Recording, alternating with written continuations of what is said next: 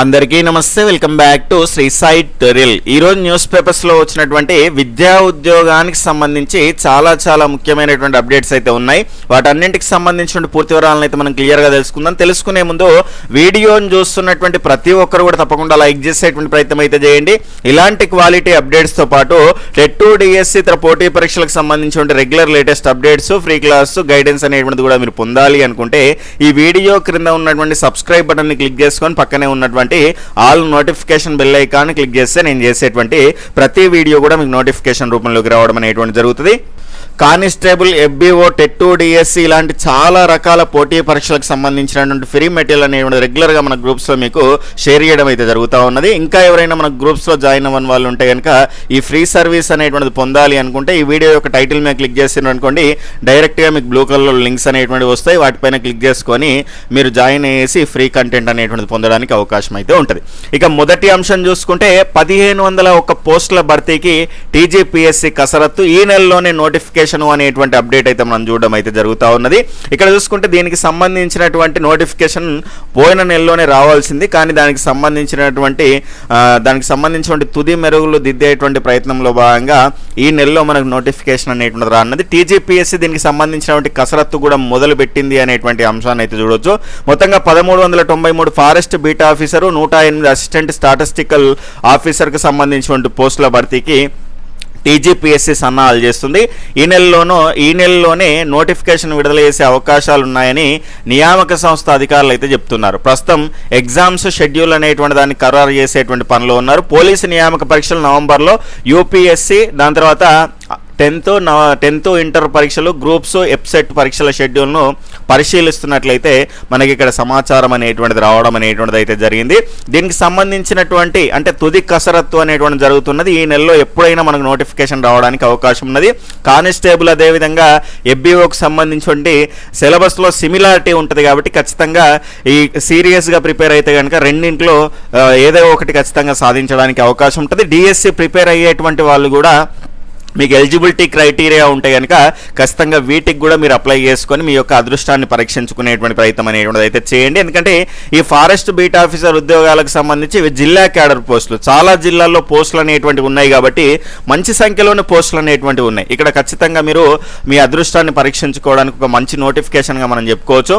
నాగర్ కర్నూలులో 142, అదేవిధంగా కొమరం ఆసిఫాబాద్లో 121, దాని తర్వాత జయశంకర్ భూపాలపల్లిలో 103, అదేవిధంగా మిగిలినటువంటి జిల్లాల వారిగా కూడా మ్యాక్సిమం పోస్టులు అనేటువంటివి అయితే ఉన్నాయి, ఒక 2 జిల్లాలకు తప్ప.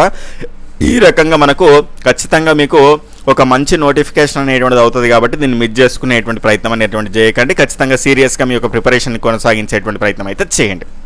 దాని తర్వాత 2026-27 విద్యా సంవత్సరంకు తెలంగాణ గిరిజన సంక్షేమ గురుకుల అప్గ్రేడెడ్ జూనియర్ కళాశాల యందు పార్ట్ టైం లెక్చరర్స్, టీచర్స్కు సంబంధించి ఇక్కడ జేఎల్స్, పీజీటీ, టీజీటీకి సంబంధించి అదేవిధంగా పీడీస్కి సంబంధించిన ఉద్యోగాలకు కానీ ఉమ్మడి మహబూబ్ నగర్ జిల్లాకు చెందినటువంటి అర్హులైనటువంటి అభ్యర్థులు అన్ని అర్హత ధ్రువపత్రాలను ఒక సెట్ జిరాక్స్తో పాటు నేరుగా ఇక్కడ 7వ తేదీ అంటే ఇవాళనే చివరి తేదీ ఉదయం 10 గంటల వరకు ఆర్సీఓ ఆఫీసు ఫంక్షనింగ్ ఇన్ ప్రెమిసెస్కు సంబంధించి TGTWR degree college for the women's Mahabubnagar, దాని తర్వాత Tirumala hills, Appannapalli near govt medical college నందు నిర్వహించడానికి డెమో హాజరు అయితే కావాల్సినటువంటి అవసరం అయితే ఉంటుంది. ఇతర సమాచారం కోసం మీకు ఫోన్ నంబర్స్ అయితే ఇవ్వడం జరిగింది. మిగతా చోట వచ్చినటువంటి దానికి సంబంధించి ఇక్కడ ఖాళీల వివరాలు ఉన్నాయి. జేఎల్స్ అనేటువంటి దానిలో ఇక్కడ Telugu, botany, physics, chemistry, civics, దాని తర్వాత కామర్స్, మైక్రోబయాలజీ. పీజీటీకి సంబంధించి Telugu, English, maths, physical science, biological science, social. టీజీటీకి సంబంధించి Telugu, Hindi, English, maths, physical science, social studies, physical డైరెక్టర్కి సంబంధించినటువంటి టీచింగ్కి సంబంధించినటువంటి పోస్టులు అనేటువంటివి అయితే ఉన్నాయి.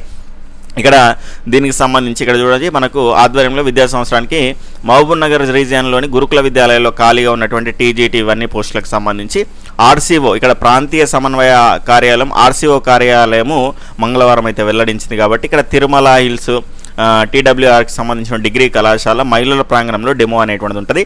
దానికి సంబంధించినటువంటి నంబర్స్ అనేటువంటి ఇక్కడ ఇవ్వడం అయితే జరిగింది, క్లియర్గా చూసుకోవచ్చు. ఈ నంబర్లకు మీరు సంప్రదించి పూర్తి సమాచారాన్ని తెలుసుకోవడానికి అవకాశం అయితే ఉంటుంది. ఈ రోజే చివరి తేదీ. దీనికి సంబంధించి మీరు వీలైనంత తొందరగా 10 గంటల వరకు అయితే డెమో అనేటువంటిది ఉంటుంది కాబట్టి ఇంట్రెస్ట్ ఉన్న వాళ్ళు ఎవరైనా ఉంటే వీలైనంత తొందరగా వెళ్ళే ప్రయత్నం అయితే చేయండి. ఇక ఆదిలాబాద్కు సంబంధించినటువంటి డిగ్రీ కాలేజీల్లో ఉద్యోగాలు అయితే ఉన్నాయి.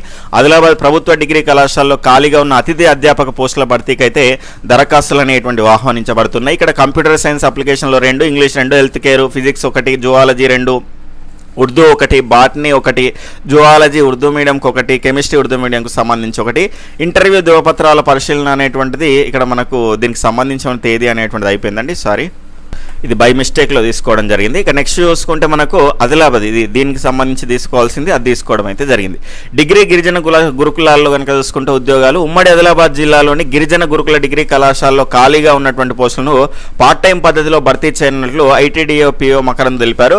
ఫిజిక్స్, హిస్టరీ, కంప్యూటర్ సైన్స్ విభాగాల్లో ఒక్కో పోస్ట్ చొప్పున ఖాళీగా ఉన్నాయి. ఆసక్తి, అర్హత కలిగినటువంటి అభ్యర్థులు ఈ నెల 8వ తేదీ ఉదయం 10:30 గంటల నుంచి సాయంత్రం 5 గంటల వరకు అయితే ఉట్నూరులోని ఐటీడీఏ కార్యాలయంలో నిర్వహించేటువంటి వాక్-ఇన్ ఇంటర్వ్యూకి అనేటువంటి దానికి హాజరు కావాలని తెలిపారు. అర్హత, ఇతర సంబంధిత వివరాలకు కార్యాలయంలో వివరాలు తెలుసుకోగలడు అనేటువంటి అంశాన్ని అయితే ఇక్కడ చూడవచ్చు.